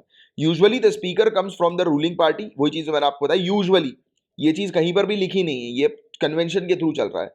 और in case of deputy speaker of Lok Sabha, position has varied over the year. तो वही मतलब वो पोजीशन जो है वो कंटिन्यूअस नहीं है, कभी रूलिंग कभी अपोजिशन, बट अभी जो सहमति है वो अपोजिशन की तरफ से हम लोग को देखने को मिलती है। The constitution has tried to ensure the independence of speaker by charging his salary of consolidated fund of India. Speaker की सैलरी जो है वो कंसोलिडेटेड फंड ऑफ इंडिया के से निकाली जाती है और इस पर जो है उसको इलेक्ट करने के बाद वोट नहीं किया जाता, ठीक है। तो ये चीज आपको ध्यान में रखिएगा, not subject to vote of parliament while debating और during general discussion on bill. तो किसी भी बिल पर जब डिबेट होता है, जनरल डिस्कशन होता है, तो member of the parliament have to address only to speaker. वही चीज जो मैंने भी आपको समझाई कि बिल पर डिस्कशन जब होता है तो सब मेंबर जो होते हैं वो सिर्फ सामने देखते हैं किसको? स्पीकर को, और उन्हीं को ही एड्रेस करते हैं बस। इसके अलावा टेन्योर की बात करें, एक बार इलेक्ट करने पर डेप्यूटी स्पीकर यूजुअली जो है बताया जाता है कि जब तक हाउस डिसॉल्व नहीं हो जाता तब तक उस पद पर रहते हैं, बट हाउस डिसॉल्व होने के बाद भी उस पद पर ये मिलेंगे आपको। And under article 94 and article 179 for state legislature, deputy speaker और speaker shall vacate his office if he ceases to be member of house of the people, right. मतलब कि लोकसभा के स्पीकर, या फिर अगर हम बात करें इनकी राज्यों के स्टेट लेजिस्लेटिव असेंबली के जो स्पीकर होते हैं, ये खुद अगर अपनी मेंबरशिप त्याग देंगे, कौन सी मेंबरशिप? उस हाउस की मेंबरशिप, तब जो है वो उस स्पीकर के पद से हटाए जाएंगे, ठीक है। तो ये पॉइंट आपको ध्यान में रखना है। और ये रिजाइन करके भी हट सकते हैं। तो अगर स्पीकर को रेजिग्नेशन देना है तो वो स्पीकर किसको रिजाइन करेंगे? बताइए जरा मुझे नीचे कमेंट बॉक्स पे लिखकर। अगर स्पीकर को रेजिग्नेशन देना है तो speaker, option A honourable president, option B prime minister, option C deputy speaker. तो बताओ जरा, स्पीकर का जो इलेक्शन होता है, स्पीकर को जब रिजाइन करना होता है तो इन तीनों ऑप्शन में से स्पीकर अपना रेजिग्नेशन लेटर किसको देंगे? तो yes, option C, deputy speaker को। स्पीकर अपना रेजिग्नेशन लेटर सौंपते हैं डेप्यूटी स्पीकर को, और डेप्यूटी स्पीकर अपना रेजिग्नेशन लेटर किसको सौंपेंगे? स्पीकर को। तो ये पॉइंट आपको थोड़ा सा ध्यान में रखना है। इसके अलावा इनको निकाला भी जा सकता है, राइट, ऑफिस से एक रेजोल्यूशन के थ्रू। हाउस अगर एक रेजोल्यूशन पास कर दे, राइट, मेजोरिटी मतलब उसको जो है वो सपोर्ट कर दे उस रेजोल्यूशन को, तो फिर स्पीकर को हटाया भी जा सकता है। तो रिमूवल का भी क्लॉज हमें देखने को मिलता है। डेप्यूटी स्पीकर की क्या पावर होती है? तो जितनी सेम पावर स्पीकर की है, सेम उतनी ही पावर डेप्यूटी स्पीकर की है। जब भी स्पीकर मौजूद नहीं होते तो उस समय डेप्यूटी स्पीकर बैठते हैं। बट अब सवाल ये उठता है, डेप्यूटी स्पीकर नहीं है हाउस में, राइट, जैसे मैंने मान लिया कि स्पीकर भी नहीं है, स्पीकर की तबीयत खराब हो गई, सेम टाइम वायरल हो गया डेप्यूटी स्पीकर को भी। अब हाउस को प्रिसाइड करने के लिए कोई नहीं है, अब कौन बैठेगा? तो ऑप्शन ए, हाउस में से किसी भी सदस्य को जो है वो चुन लिया जाएगा, उनका इलेक्शन उसी समय जो है वो हो जाएगा। ऑप्शन बी, सदस्य पहले से चुन के रखे हुए हैं इन लोगों ने एक पैनल के थ्रू, और फिर उस पैनल से सदस्य यहां पर आ जाएंगे। बताइए। तो गाइस, लोकसभा के पास प्रैक्टिकल रहो, कभी भी कुछ चीज पढ़ो ना सिविल सर्विसेज की तैयारी में, प्रैक्टिकलिटी पर फोकस करो। सिर्फ रटना नहीं है, कंसेप्ट क्लियर, क्योंकि जिन लोगों ने रटा है उन लोगों को चोट पड़ी है, यूपीएससी ने पकड़ पकड़ के मारा है, राइट, अभी पिछले 3-1 साल में। और मेरे स्टूडेंट जो है, जो जिन्होंने रेगुलरली मेरी बातों को फॉलो किया है, उन्होंने यूपीएससी की मार से वो बच गए हैं, राइट, मतलब उनका प्रीलिम्स निकल गया है और अभी वो मेंस की तैयारी कर रहे हैं अंडर माय गाइडेंस। मैं काफी सारे स्टूडेंट्स की मेंस की तैयारी करवा रहा हूँ, राइट। तो मतलब तैयारी मतलब गाइडेंस जो है वो उनको प्रोवाइड करा रहा हूँ, क्योंकि उसमें आंसर राइटिंग की प्रैक्टिस, और इसलिए मैंने अभी उनकी आंसर राइटिंग के लिए एक अपने मतलब एक और चीज मुझे आप लोग को बतानी है। जैसे काफी सारे मेरे स्टूडेंट्स हैं, उन्होंने ही मुझे जो है बोला था, और भी काफी सारे स्टूडेंट्स ने ये वाली बात जो है वो कही थी कि सर जैसे कि आपका मेंस का आंसर राइटिंग का जो बैच है, इसमें एक ही क्वेश्चन जो है वो प्रोवाइड किया जा रहा है, बट हम चाह रहे हैं कि हम खुद से आंसर लिखकर, हम खुद से क्वेश्चन का आंसर लिखकर, क्वेश्चन तो बहुत सारी जगह पे अवेलेबल रहते हैं, हम उसका आंसर लिखकर दे दें, क्वेश्चन और आंसर हम खुद ही दे दें, और आप बस एक फैकल्टी अपॉइंट कर दो अच्छी, कि जो आंसर जो है वो चेक करके हमें उसको इवेल्युएट करके दे दे कि हमें और किस तरीके से अच्छे से लिखना है। तो इस पर अभी मेरा काम, मेरे पास बात चल रही है मेरी टीम से। बहुत ही जल्दी मेरी जो एफिशिएंट टीम है वो बहुत ही जल्दी इस चीज पर जो है वो आएगी, लेकर आएगी, and we will definitely going to help you. क्योंकि अल्टीमेटली हमें सिर्फ यही चाहिए, मुझे और मेरी पूरी टीम को, कि आप जो है आपका सिलेक्शन होना चाहिए बस, राइट। आपकी जो भी परेशानी उस पर आपको हेल्प मिलनी चाहिए। देखिए, आपकी जो स्टूडेंट्स की परेशानी है उसको देखते हुए मैंने यूपीएससी 2022 बैच शुरू किया है, और उस बैच के अंदर बिल्कुल यही जो आपकी जो परेशानियां होती है, अरे यार आपको पता नहीं है कैसे तैयारी करनी है, क्या टास्क फिनिश करना है, civil services point of view से कैसे एनसीईआरटी को पढ़ना है, कैसे टॉपिक को पढ़ना है, पूरी चीज अब क्लियर करके रखी हुई है। वो बैच इतना स्मूथली और इतने बेहतरीन तरीके से चल रहा है कि क्या बताएं आपको। तो जिन भी स्टूडेंट उस बैच को ज्वाइन नहीं किया, कर लो, क्योंकि फिर अगली बार जो मौका मिलेगा उस बैच को ज्वाइन करने का वो 2023 पे मिलेगा, राइट, वो अभी नहीं मिलने वाला। क्योंकि अब 1 महीने के बाद मैं बंदी कर दूंगा, मैं किसी, कोई मुझे डबल पैसा भी देगा तो भी मैं मेंबरशिप नहीं दूंगा किसी को। बट हाँ, 2023 के लिए अगर कोई एनरोल होते हैं तो फिर अच्छी बात है। मेरे पास तो यार ऐसे स्टूडेंट है जो बाजीराम एंड रवि जैसी कोचिंग से निकल कर आए हैं, और बड़ी बड़ी कोचिंग से लाख लाख 1.5 लाख की फीस देकर आए हैं, और ज्यादा पहले नहीं करी उन्होंने कोचिंग, अभी अभी करी है रिसेंट पास्ट में, राइट। बहुत ही खास स्टूडेंट है, मतलब बहुत समय से मेरे साथ जुड़े हुए हैं। तो मैंने उनसे पूछा एक बार, क्योंकि मैं असेसमेंट लेता हूँ हर एक स्टूडेंट का, मेरे पास मेरा कॉल जाता है हर एक स्टूडेंट के पास। जो भी स्टूडेंट अभी बैच में है, अभी तक अगर आपके पास कॉल नहीं आया, टेंशन मत लो, नहीं तो बोलो कि सर मेरे पास तो कॉल नहीं आया, टेंशन मत लो, अभी आ जाएगा। ये बहुत बड़ी लिस्ट है मेरी, इस बैच में बहुत सारे लोग हैं, उन सभी को मैं टाइम देता हूँ रोज मॉर्निंग पे रेगुलरली। अब मेरे पास भी लिमिटेड टाइम होता है, मैं 8 से 10 के बीच में उनको कॉल करता हूँ। जब मैं अपने जिम पे जा रहा होता हूँ तो उसी दौरान मेरी पूरा कन्वर्सेशन चलता है स्टूडेंट से, क्योंकि मैं अपने टाइम को कहीं पर भी अननेसेसरली वेस्ट नहीं करता। जहां मुझे लगता है कि अरे हाँ, अपना ब्लूटूथ ऑन किया कार का और बस चालू स्टूडेंट के साथ जो है बातचीत करना चालू। ऐसा नहीं कि फोन को कान में पकड़ के बात कर रहा हूँ, नहीं, क्योंकि सेफ्टी भी का भी ध्यान में रखना है। एंड मैं जो है वो ब्यूरोक्रेट्स को पढ़ा रहा हूँ यार, तो उनके लिए मुझे अपने आप को ऐसा बनना जरूरी है कि हाँ यार, वो जो है वो मुझसे ना ही सिर्फ ये पढ़ना कैसे ये सीखें, बल्कि एक पर्सनालिटी कैसे डेवलप करना है। This is very important in this examination. तो जिनके पास अभी कॉल नहीं है, डोंट वरी अबाउट इट, आपके पास जो है वो कॉल आ जाएगा, टेंशन लेने की आपको जरूरत नहीं है, राइट। और आपकी जो भी परेशानियां होती है मुझे बताया करो, मैं आपकी परेशानी सॉल्व करने के लिए तो बैठा हूं यहाँ पे, राइट, क्योंकि मुझे चाहिए बॉस आप लोग का सिलेक्शन, राइट। और यूपीएससी पॉइंट ऑफ व्यू से पढ़ना है ना यूपीएससी के लिए, तो इस तरीके से पढ़ना है कि चीजों को प्रैक्टिकलिटी में देखो। अभी देखो आप, डेप्यूटी स्पीकर और स्पीकर, वही चीज मैंने आपको बताई कि अभी स्पीकर के पास जो है इतना वो नहीं है, मतलब हाउस के पास, सॉरी, हाउस के पास इतना टाइम नहीं है कि वो एक लिस्ट बार बार, जैसे डेप्यूटी स्पीकर और स्पीकर की अगर पोस्ट खाली है तो फटाक से फिर वो इलेक्शन करवाए, इतना टाइम नहीं है बॉस इलेक्शन करने का। लक्ष्मीकांत पॉलिटी को ध्यान से पढ़ा होगा तो यहीं पर ही आपको चीज मिल जाएगी कि इन्होंने एक पैनल जो है वो ऑलरेडी बना के रखा हुआ है, राइट, 10 एक मेंबर का, if I am not wrong, एक बार चेक कर लेना, कंफर्म कर लेना, इनका एक पैनल है, राइट, कि उस पैनल के अकॉर्डिंग मेंबर को ला दिया जाता है अगर ये 2 पोस्ट खाली रहती हैं, फिर वैसे ही, और ये पोस्ट हट जाती हैं जब ये मेंबर वापस आ जाते हैं। जैसे कि फॉर एग्जांपल डेप्यूटी स्पीकर अगर नहीं है तो एक पोस्ट उस पैनल से निकाल के जो है वो प्रिसाइड कर लेंगे, बट एकदम से अगले दिन डेप्यूटी स्पीकर आ गए तो तुरंत जो है ये हट जाएंगे, डेप्यूटी स्पीकर वापस अपनी जॉब को संभाल लेंगे, राइट। तो ये चीज है, तो प्रैक्टिकल रहो, अपनी अप्रोच में बहुत प्रैक्टिकल रहना है आपको। अगर प्रैक्टिकल नहीं रहोगे तो it will be very difficult, right, to crack this examination. और प्रैक्टिकल क्या है, बहुत ईजी सी चीज है। अब आपको देखो कभी रटने की जरूरत नहीं पड़ेगी। मुझे स्टूडेंट बोलते हैं कि सर आप जो पढ़ा देते हो हमारे दिमाग में छप जाता है, क्यों? क्योंकि मैं आपको एग्जांपल्स की लगता है, माना मैंने कि मेरे लेक्चर्स थोड़े से टाइम टेकिंग होते हैं, राइट, कंपैरेटिवली दूसरे लेक्चर्स जो आप देखते होंगे। और ये गलती करते हैं स्टूडेंट को लगता है अरे 15-20 मिनट आधे घंटे के लेक्चर देख के अपना हो गया, बढ़िया, मजा आ गया, राइट, कर लिया अपन ने तो फटाफट। ये बहुत बड़ी गलती कर रहे हो।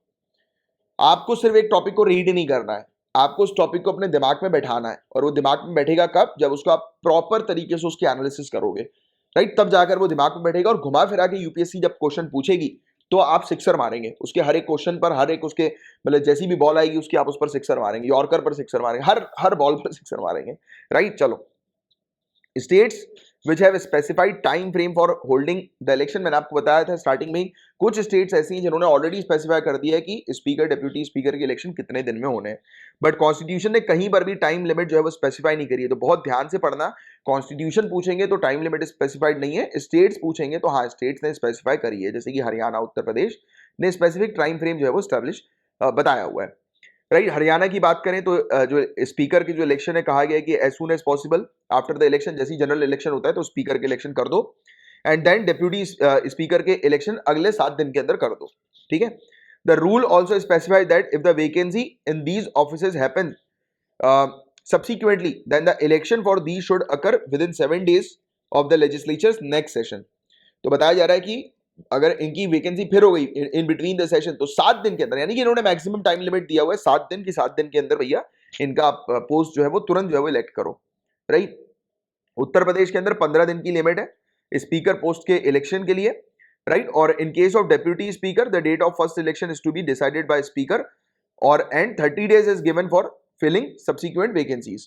तो 30 दिन के अंदर मान के चलो स्पीकर के इलेक्शन के लिए 15 डेज की लिमिट है, राइट। और फिर डेप्यूटी स्पीकर या फिर अगर वैकेंसी होती तो 30 डेज के अंदर अंदर फिलअप करना है, बस ये वाली चीज इन्होंने क्लियरली बताई हुई है। बस सिंपल सी चीज है, ज्यादा दिमाग लगाने की जरूरत नहीं है, आराम से अंडरस्टैंड करो चीजों को, कहां पर कौन सी चीज रटनी है वो मैं आपको बताऊंगा, कहां पर कौन सी चीज समझनी है वो मैं आपको बताऊंगा। बस आप अपनी तरफ से तैयारी करते रहो, चलते जाओ, रास्ता मैंने आपको दिखाया हुआ है, इस रास्ते पर चलते जाओ, सिलेक्शन आपका होगा, जीत आपकी होगी, क्योंकि आपने मुझे चूज कर लिया है, बस बात खत्म, बाकी मेरे ऊपर छोड़ो। चलो अब आगे बढ़ रहे हैं हम लोग, पेपर 2 के टॉपिक्स इतने ही थे, now we are starting with paper 3।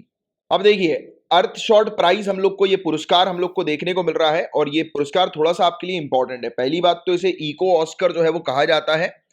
Prince William और ड्यूक और डचेस ऑफ कैम्ब्रिज द्वारा स्थापित चैरिटी संस्था रॉयल फाउंडेशन और इतिहासकार डेविड एटनबरो द्वारा स्थापित ये पुरस्कार है। तो याद रखिएगा, रॉयल फाउंडेशन जो कि चैरिटी हम लोग को ड्यूक और डचेस ऑफ कैम्ब्रिज के द्वारा देखने को मिलती है, और हिस्टोरियन डेविड एटनबर्ग के द्वारा देखने को मिलती है। तो इन्होंने इस पुरस्कार को जो है वो लेकर आए हैं, राइट, स्टैब्लिश किया है अर्थ शॉट प्राइज को, जिसे इको ऑस्कर जो है वो कहते हैं। ये मेनली फोकस करेंगे किस चीज के ऊपर, कि जो भी व्यक्ति क्लाइमेट क्राइसिस, जो आज की डेट में जो इश्यूज हम लोग को देखने को मिल रहा है ना क्लाइमेट को लेकर, तो जो भी व्यक्ति ये क्लाइमेट के इश्यूज को टैकल करने के लिए काम करेगा, सोल्यूशन निकालने का काम करेगा, उसे इस प्राइज से जो है वो सम्मानित किया जाएगा। और ये प्राइज स्टैब्लिश किया था 2020 में, और ये वाला जो साल है 2021 का करंट ईयर, तो ये पहला साल है जिस समय ये अवार्ड जो है वो फाइनलिस्ट को दिया जा रहा है उनके कंट्रीब्यूशन के लिए 5 United nation sustainable development goals के। तो ये कौन से 5 गोल्स हैं जिनमें सामने वाला व्यक्ति कंट्रीब्यूट करेगा तो उसे ये प्राइज मिलेगा। तो देखिए, waste free living and climate action, एक तो क्लाइमेट के लिए जो व्यक्ति जो है वो एक्शंस लेगा क्लाइमेट चेंज को रोकने के लिए, वेस्ट फ्री मतलब कि स्वच्छता पर जो है वो फोकस करेगा, एयर क्लीननेस पर फोकस करेगा, राइट, ओशियन को रिवाइव करने के ऊपर फोकस करेगा, जो ओशियन पल्यूट हो गया है, राइट, हमारे नेचर को प्रोटेक्ट करने के ऊपर, रिस्टोर करने के ऊपर जो फोकस करेगा तो उसको ये प्राइज से सम्मानित किया जाएगा। और इंडिया के विद्युत मोहन टेक्नोलॉजी, राइट, जो कि रिसाइकल करती है एग्रीकल्चरल वेस्ट को और क्रिएट करती है फ्यूल को, राइट। तो इसे इस प्राइस के लिए जो है वो चुना गया है। तो ये चीज आप थोड़ा सा ध्यान में रखना। और इसके अलावा ये पूरा प्राइज है क्या, तो ये प्राइज इंस्पायर हुआ था यूनाइटेड स्टेट्स के president, former president John F Kennedy's के मूनशॉट से। तो जॉन एफ कैनेडी के मूनशॉट से ये प्राइज जो है वो इंस्पायर हुआ है, जब प्रेसिडेंट ने जो है वो सेटअप किए थे कुछ गोल्स कि किस प्रकार से हम लोग मून को जो है, मून तक जो है वो पहुंचेंगे एक डिकेड में या 10 सालों से कम के पीरियड में। और अर्थ शॉट प्राइज भी जो है वो इसी उम्मीद पर फोकस करता है कि कैसे हम धरती के की जो एनवायरमेंटल प्रॉब्लम्स है उसका सोल्यूशन लेकर आएंगे। देखिए, जैसे जॉन एफ कैनेडी ने बोला था कि हम एक प्लान बना रहे हैं 10 ईयर्स से कम का, जिसमें हम मून में पहुंचेंगे। जैसे आप प्लान बनाते हो कि 2022 तक जो है वो आपको किसी भी हालत में इस एग्जाम को क्लियर करना है, तो ये क्या आपकी प्लानिंग है। तो वैसे ही अभी ये जो अर्थ शॉट प्राइस जो सामने लाया गया है, ये प्लानिंग है हमारी धरती को अच्छा करने की 10 सालों से कम के पीरियड में। बात समझ रहे हैं। तो ये चीज है।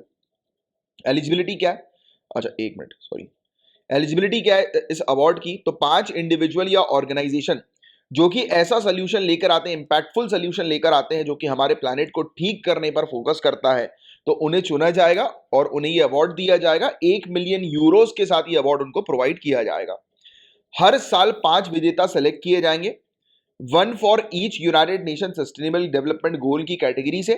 मतलब कि ये जो 5 कैटेगरी है ना जिस पर फोकस कर रहा है ये अर्थ शॉट प्राइज, तो इन 5 कैटेगरी में से हर एक कैटेगरी के लिए एक विजेता को चुना जाएगा, राइट। और टोटल 50 मिलियन यूरोस जो है वो अवार्ड किए जाएंगे 2030 तक। तो ये इसका टोटल फंड जो रखा गया 50 मिलियन यूरोस का रखा गया। तो ये सिंपल सी चीज है जिसके बारे में एक जानकारी आपको अच्छी होनी चाहिए।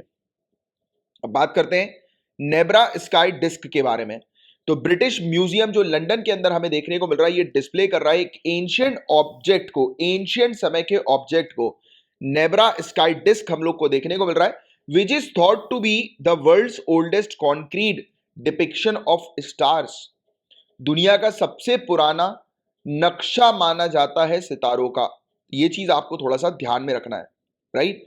और अबाउट 3600 साल पहले ये डिस्क जो है वो रिचुअली गड़ा दी गई थी। जैसे होता है ना कि कुछ चीजें गड़ा दी जाती है पूजा पाठ के तहत, हमें देखने को मिलता है, राइट। तो इसको जो है वो गड़ा दिया गया था, पूजा पाठ करके इसको गड़ा दिया गया था जमीन के नीचे, 2 तलवारों के साथ, कुल्हाड़ी भी थी, एक हम लोग को आर्म रिंग देखने को मिली है, एक कांस्य छेनी भी मिली है, मतलब यानी कि ब्रॉन्ज चिसल कांस्य की छेनी मिली है, और 2 हम लोग को आर्म्स रिंग जो है वो दिखाई दी है। मतलब मेरे ख्याल से ये वो होगा आर्म्स रिंग, मतलब वो भाला वगैरह शायद बोल सकते हैं क्या इसको, भाला नहीं बोलेंगे, मतलब ये एक आर्म स्प्रिंग ही बस मान के चलो, स्पाइरल आर्म्स स्प्रिंग हम लोग को देखने को मिल रही थी, ये इसके साथ जो है वो मिली है। और ये गढ़ाई गई थी जर्मनी के अंदर, निब्रा के पास, ठीक है। तो ये चीज है, तो इसलिए इसको नाम भी जो दिया गया है वो निब्रा स्काई डिस्क नाम दिया गया है, ठीक है। तो ये चीज आप थोड़ा सा ध्यान में रखना। ये बेसिकली ये बताता, ये एक प्रकार का नक्शा है जो कि स्काई या फिर स्टार्स का नक्शा है, बताता है कि कहाँ कहाँ पर कौन सी स्टार। देखो 3600 साल पहले के लोगों को पता लग गया था इस चीज के बारे में, राइट, स्टार्स की लोकेशन कहाँ पर है। देखिए कितने नॉलेजेबल लोग जो है वो बन चुके थे। और आप जानते हैं इंडस वैली सिविलाइजेशन में भी कितने नॉलेजेबल लोग थे। फिर जैसे ही इंडस वैली सिविलाइजेशन का पतन हुआ, खत्म हुई है, और फिर उसके बाद देखिए काफी लंबा समय जो है वो लग गया था दोबारा से डेवलप्ड सिटीज को बनने में, क्योंकि Indus valley civilisation urban city, हम लोग को अर्बन टाउन देखने को मिला था। फिर जब वो डिसइंटीग्रेट हुआ तो उसके बाद अर्बन टाउन नहीं शुरू हुआ, उसके बाद रूरल टाउन जो है वो शुरू हुआ, क्योंकि उसके बाद फिर हम लोग को देखने को लगी छोटी छोटी यूनिट्स जो है वो पहले स्टैब्लिश हुई, राइट। फिर जाकर फिर अर्बन एरिया, फिर एम्पायर किंगडम वगैरह ये सब चीजें बनी। बात समझ रहे हो। तो आपको हिस्ट्री को एक टाइमलाइन के थ्रू, एक स्टोरी के थ्रू जो है वो समझना बहुत जरूरी है। और मैंने जिस प्रकार से अभी स्टूडेंट्स को समझाया है, मेरे स्टूडेंट्स को याद आज हो चुकी है पूरी चीजें याद। लोग बोलते हैं हिस्ट्री जो है वो याद नहीं होती, बट आप उस तरीके से करोगे तो फिर आपको याद होगी। वो इवेंट पूरा उस तरीके से आप समझोगे तब वो इवेंट भी आपको रटे होंगे, याद होंगे कि यार उस समय क्या हुआ था। हाँ, मुझे पता है कि ईयर्स याद करने में थोड़ी डिफिकल्टी होती है, और वो उसको हम डिफिकल्टी नहीं कहेंगे। क्यों नहीं कहेंगे? जैसे एक बार ऐसी मस्ती की थी मैंने स्टूडेंट के साथ जब मैं पढ़ा रहा था, क्योंकि मैं ऐसी करता रहता हूँ कुछ कुछ चीजें बीच में। तो मैंने उनसे पूछ लिया कि वैलेंटाइन डे कब मनाया जाता है। फटाक से सबके आंसर आ गए थे। मैंने कहा कि तुम लोग को पढ़ाई करते हो, हिस्ट्री पढ़ते हो, तो कंप्लेन करते हो कि सर ईयर याद नहीं हो रहा, ईयर याद नहीं हो रहा। तुम लोग को तो देखो डेट भी याद है। कैसे? क्योंकि वो आपने मल्टीपल टाइम सुनी है, मल्टीपल टाइम देखा है उस डेट को, तो इसलिए वो आपको याद हो गया। तो करना वही है, स्ट्रैटेजी वही अपनानी है। जो चीज आपको, जैसे कि मूवी देखते हो, मूवी कैसे याद हो जाती है? क्योंकि आप उस पर इंटरेस्ट लेते हो, राइट? तब आपको मूवी की पूरी स्टोरी याद रहती है। तो आपको थोड़ा सा इंटरेस्ट लेना पड़ेगा, और वो कब इंटरेस्ट डेवलप होता है?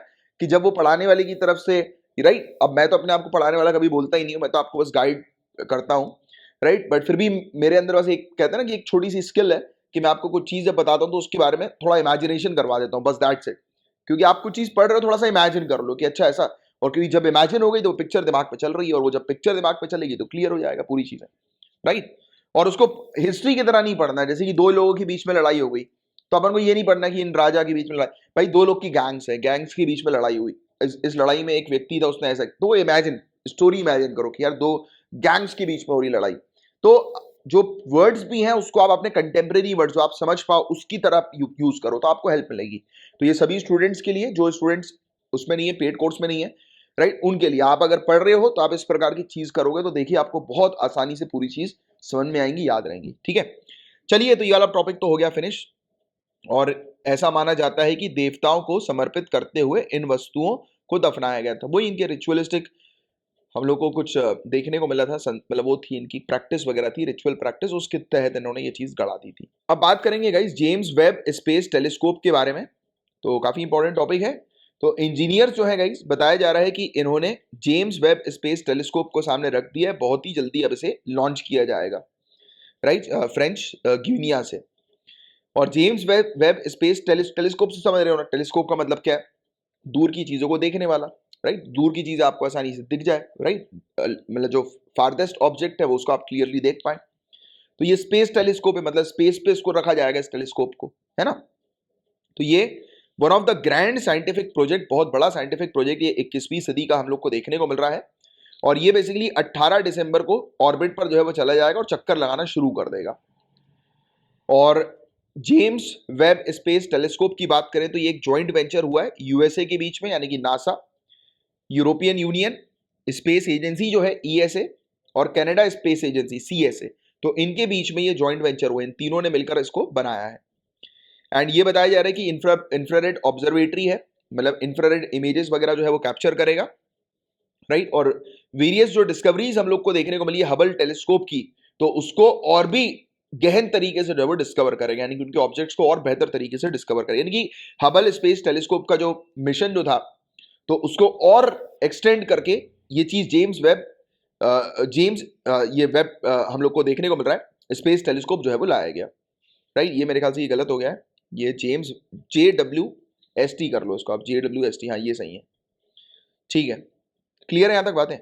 और एक लॉन्गर वेवलेंथ कवरेज इसकी है। अब देखो, अब जो भी चीज नहीं आएगी तो ऑब्वियस ही बात है, आप पुरानी चीज से नई चीज में जाते हो तो आप क्या करते हो? अपग्रेड करते हो अपने आप को। आप पहले एनसीईआरटी पढ़ रहे हो, बेसिक पढ़ रहे हो, फिर आप क्या करोगे? अपने आप को अपग्रेड करोगे, एडवांस बुक्स को जो है वो पढ़ोगे, है कि नहीं? तो अपग्रेड, जैसे आपने आज जो है जैसे फॉर एग्जाम्पल आपने आज जो है खरीदी अपनी पहली बाइक, ठीक है? फिर आप जो है वो खरीदोगे अपनी पहली कार, राइट? फिर आप खरीदोगे फिर अपनी पहली BMW या ऑडी, राइट? आउडी ऐसा बोलते हैं ना। और पता है एक चीज मैंने सुनी है, ये पता नहीं सच है कि नहीं है, कि ये जो BMW है वो एक्चुअली BMWV है, राइट? BMW नहीं है। बोले ऐसा बोलते हैं लोग कि हम लोग गलत बोलते हैं, BMWV है, पता नहीं क्या भाई सही है कि नहीं है, क्योंकि फॉरेनर्स जो है उसको BMW जो है वो कहते हैं, BMW, पता नहीं क्या। देखो अपन को निवेदा, अपन तो BMW कहेंगे क्योंकि फील उसी में आता है ना? मर्सिडीज, तो फिर आप उसके बाद अपनी वो सब पहली खरीदोगे, फिर आप क्या करोगे? बाद में जाके अपना रोल्स रॉयस खरीदोगे। बट उससे पहले मकान बनाना जरूरी है, पहले मकान, पहले पहले पहले बिजनेस, जहां से फ्लो ऑफ इनकम आए। आप लोग तो आईएएस ऑफिसर, आपको तो बंगलो मिलेगा यार आने वाले समय में, बट आपको तो ये सब चीजें सोचने की जरूरत है, हम जैसे लोगों को सोचने की जरूरत है। आपको नहीं सोचना, आपको तो सिर्फ पढ़ाई करनी है, मस्त सरकार आपको बंगलो देगी, बाहर खड़ी रहेगी गाड़ी, भले ही वो कौन सी भी हो, बट उस गाड़ी के सामने जो पट्टी लिखी रहेगी IAS, या फिर डिस्ट्रिक्ट कलेक्टर, आय हाय, या फिर DIG, IG, आय हाय आय हाय, मजा आ जाना है, ठीक है? चलो, और Webb was formerly known as next generation space telescope. Yes, it was renamed in 2002 after a former NASA administrator James Webb. तो जेम्स वेब नासा का एडमिनिस्ट्रेटर है, तो उसका नाम चेंज करके ये रख दिया गया है। It will be a large infrared telescope with an approximately 6.5 metre primary mirror. तो ये सब, ये मीटर चेक मत करो, एक अच्छा एडवांस टेलीस्कोप है, बस ये आपको पता होना चाहिए। ऑब्जेक्टिव और फंक्शन क्या है इस टेलीस्कोप के? तो किस चीज के लिए? तो discovering the first star and galaxies formed after big bang. Big bang के बाद जितनी भी स्टार्स और गैलेक्सीज बनाई गई हैं तो उनको स्टडी करने के लिए, उनको ढूंढने के लिए, उनकी डिस्कवरी करने के लिए ये टेलीस्कोप जो है वो लॉन्च किया जा रहा है। और कॉस्मोस को जो है वो और डीप जो है वो देखेगा, राइट, स्पेस में दूर दराज के ऑब्जेक्ट्स को और डीपली जो है वो स्टडी करेगा। और इसमें बड़े बड़े मिरर्स लगे हुए हैं, इसकी मदद से ये कर सकेगा। काफी सारे इंस्ट्रूमेंट्स लगे हुए हैं जिसकी मदद से अलग अलग वेवलेंथ के माध्यम से ऑब्जेक्ट्स को आइडेंटिफाई कर लेगा। और साइंटिस्ट जो है वो सेटअप करेंगे, जैसे लाइट वगैरह आती है ना दूर दराज के एरिया से, दूर दराज के स्टार से, तो उसको डिटेक्ट करने में जो है वो मदद मिल सकेगी। तो ये सब चीजें हैं, बताया जा रहा है। और ये कहां पर जो है वो चक्कर लगाएगा? तो हबल स्पेस टेलीस्कोप जो है वो धरती का चक्कर लगाता है 570 किलोमीटर। हमारी धरती की से अगर आप 570 किलोमीटर की दूरी पर जाएंगे तो आपको मिल जाएगा ये टेलीस्कोप। और Webb will not actually orbit the earth. देखो point to be noted, Webb actually धरती का चक्कर नहीं लगाएगा, instead it will sit at the earth sun L2 Lagrange point and 1.5 kilometre away, right. धरती और सूर्य के L2 पॉइंट पर जाकर के वहां पर स्टैब्लिश हो जाएगा। अब देखिए धरती तो गोल घूमेगी घूमेगी, तो हमें लगेगा कि ये पूरी चीज जो है वो कैप्चर कर रहा है, तो एक पॉइंट पे जाकर ये बैठ जाएगा। मतलब आप कह सकते हैं कि ये स्टेशनरी है, ये चक्कर नहीं लगाने वाला है, ठीक है। अब ऑब्वियसली कैप्चर तो पूरा करेगा क्योंकि धरती जो है वो चक्कर लगाएगी। और L2 पॉइंट पे वेब की सोलार शील्ड जो हमें देखने को मिलेगी, ये ब्लॉक करेगी लाइट को धरती से, अर्थ से और मून से, which will help web stay cool. तो इसकी मदद से वेब जो है थोड़ी दूरी पर इसलिए क्योंकि सन से इसको जो है इफेक्ट ना पड़े, तो इसलिए ये ठंडा रहेगा। और ये बहुत ज्यादा इंपॉर्टेंट है एक इंफ्रारेड टेलीस्कोप के लिए। तो देखिए इसी के साथ जो है वो टॉपिक ये फिनिश होता है। हमारा मेंस आंसर राइटिंग का कोर्स अवेलेबल है, इसको आप जो है वो ज्वाइन कर सकते हैं। पूरी डिटेल्स यहाँ पर दी हुई है, फिर भी कुछ समझ में ना आए तो मेरे नंबर पर मैसेज कर देना, मैं या मेरी टीम आपको असिस्ट कर लेगी। बट हाँ सिर्फ व्हाट्सएप करिएगा, ठीक है, व्हाट्सएप या टेलीग्राम। चलिए फिर अपन मिलते हैं अब नेक्स्ट लेक्चर में, तब तक के लिए bye bye, take care, have a great day ahead, जय हिंद।